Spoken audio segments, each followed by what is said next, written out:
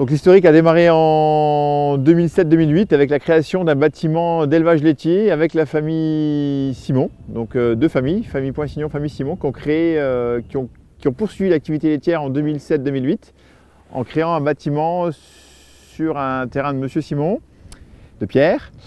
Et on a créé une structure agricole, structure juridique, la SEA laitière.sim. Et notre travail en commun a démarré en 2007-2008 avec la création de ce bâtiment. Ensuite, on a eu la chance de créer des panneaux, de monter des panneaux photovoltaïques sur 3 bâtiments agricoles pour faire de l'énergie verte à partir de 2010. À partir de là, on a voulu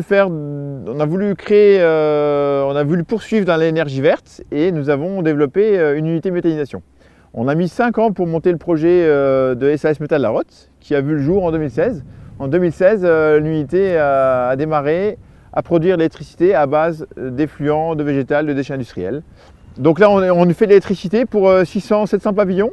C'est une unité qui tourne 8700 heures à l'année, donc toute l'année. Donc le principe de la méthanisation, on y prend une base, d'effluents d'élevage, de végétal, de déchets industriels, tout du végétal qui fermente. En gros, votre poubelle verte qui est dans votre cuisine, celle-là, elle peut faire du gaz.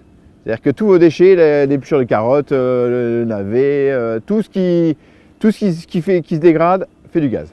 On le mélange dans les cuves, on brasse, on chauffe. Dans ces dômes, on produit le gaz.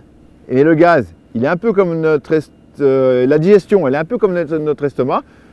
On produit plus ou moins de gaz suivant la journée, suivant l'année. Donc il y a une bâche à l'intérieur qui fait le tampon et qui vient se détendre en fonction du gaz qu'on produit. Ce gaz, pour le mettre dans un moteur, on le refroidit, on le réchauffe, on le filtre, on le compresse et il rentre dans un moteur thermique. Au lieu de brûler du gasoil, on brûle du biogaz.